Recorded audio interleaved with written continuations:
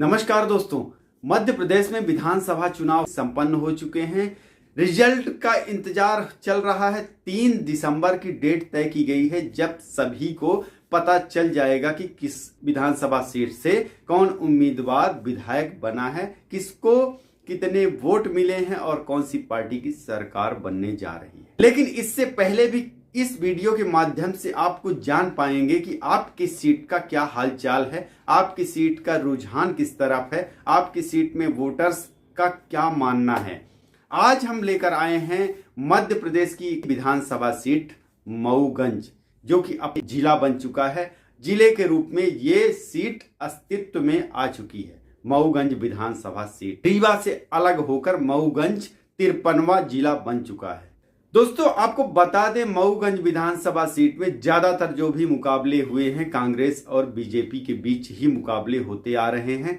पिछले चुनावों की बात करें 2018 के चुनाव की, तो यहां पर बीजेपी से प्रदीप पटेल ने जीत दर्ज किया था। वहीं कांग्रेस पार्टी के सुखेंद्र सिंह बन्ना को 11,000 से ज्यादा वोटों से परास्त किया था।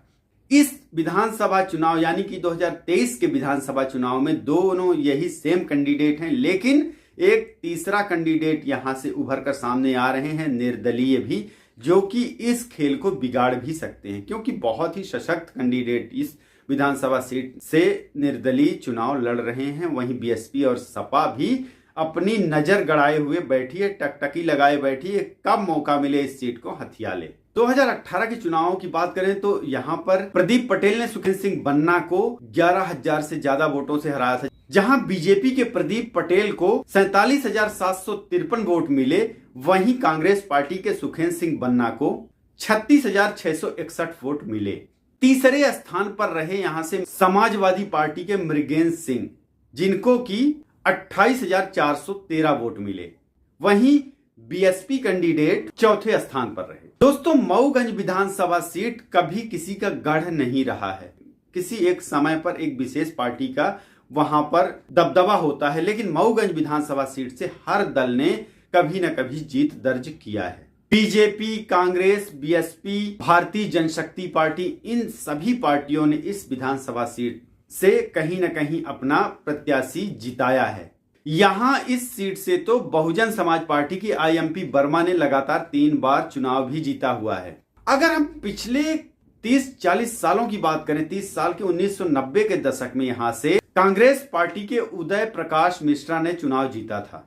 उसके बाद से 15 साल तक इस विधानसभा सीट पर कांग्रेस या बीजेपी को इंतजार करना पड़ गया कि यह सीट फिर से जीत पाए, क्योंकि इस सीट पर 1993, 1998 और 2003 के विधानसभा चुनाव में यहां से बीएसपी के डॉक्टर आईएमपी वर्मा ने जीत हासिल कर हैट्रिक लगाई थी। लेकिन वहीं 2008 के विधानसभा चुनाव में बड़ा उलटफेर हो गया और भारतीय जनशक्ति पार्टी के लक्ष्मण तिवारी ने यहां से जीत दर्ज किया। 2008 के चुनाव में जनशक्ति पार्टी के लक्ष्मण तिवारी की ऐसी लहर चली, कांग्रेस, बीजेपी, बीएसपी, सपा सब धरे के धरे रह गए, बिना प्रचार प्रसार किए और बिना कहीं कुछ ज्यादा पैसा खर्च किए उन्होंने इस चुनाव को काफी वोटों से जीत लिया।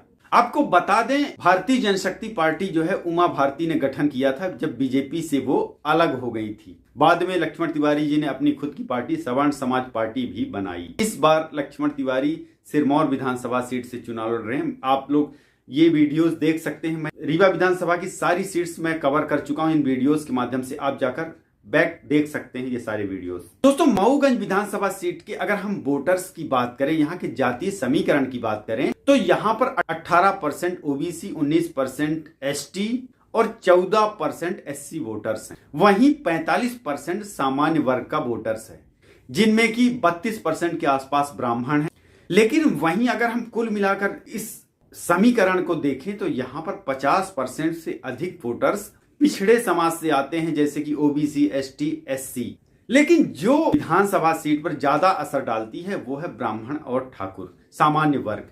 इस सामान्य वर्ग के वोट से ही यहाँ की राजनीति में उलटफेर होता है। अब देखने वाली बात है कि राजनीतिक पार्टियां कौन कर जातीय समीकरण बनाकर किस कैंडिडेट को यहां से उतारती हैं। तो इस बार के विधानसभा चुनाव में जैसा कि आपको पता है, बीजेपी से हैं वही प्रदीप पटेल और कांग्रेस पार्टी ने सुखेंद्र सिंह बन्ना को उम्मीदवार बनाया है। वहीं बीएसपी, सपा और निर्दलीय प्रत्याशी भी दमदार हैं जो कि कड़ी टक्कर दे सकते हैं। लेकिन अभी फिलहाल इन दोनों पार्टियों, क्योंकि बड़ी पार्टियों का मुकाबला है और इस विधानसभा सीट पर इस बार का जो चुनाव है वो इन्हीं दोनों पार्टियों पर ही केंद्रित है। और जैसा कि कहा जा रहा है कि लहर चल रही है कांग्रेस की, तो इस बार का चुनाव देखने वाली बात है। क्या प्रदीप पटेल इस बार का चुनाव निकाल पाएंगे? इस सीट पर जातीय समीकरण का बोलबाला रहा है और साथ ही प्रत्याशी का भी। यूपी की सीमा से सटे इस विधानसभा सीट पर यूपी के नेताओं का भी खासा बोलबाला रहता है। अगर हम यहाँ की आर्थिक स्थिति की बात करें तो मऊगंज जिला ही अति पिछड़ा जिला है।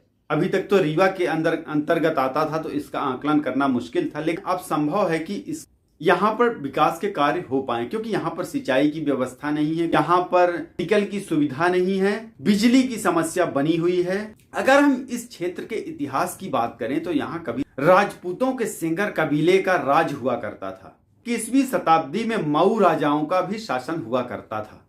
यहाँ पर कई आपको किले के खंडहर छोटे छोटे भी मिल जाएंगे।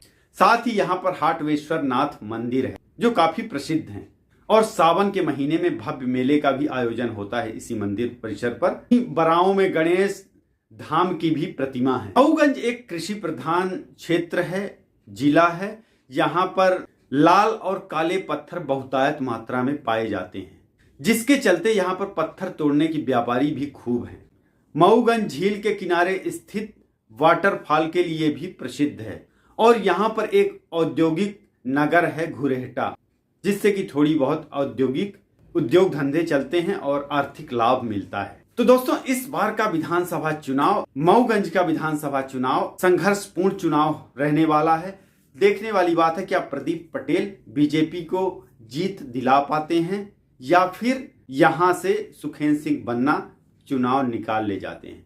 फाइन डॉज का अनुमान है कि कांग्रेस पार्टी का पलड़ा इस बार भारी रहने वाला है और कहीं ना कहीं सुखेंद्र सिंह बन्ना इस चुनाव पर भारी पड़ेंगे, इस विधानसभा सीट पर भारी पड़ेंगे और वो चुनाव निकाल ले जाएंगे। ऐसे ही तमाम जानकारी पूर्ण वीडियोस के लिए बने रहिए चैनल फाइंड हाउस पर। अगर आपने इस चैनल को सब्सक्राइब नहीं किया है तो सब्सक्राइब कर लीजिए, ये बिल्कुल ही फ्री में है। वीडियो को लाइक करें अगर आपको तनिक भी पसंद आया हो, इस वीडियो को शेयर भी करें। कमेंट बॉक्स पर कमेंट कर करके भर दीजिए जो भी आपके दिल में हो, मन में हो, लिखना हो। बहुत बहुत धन्यवाद। नमस्कार।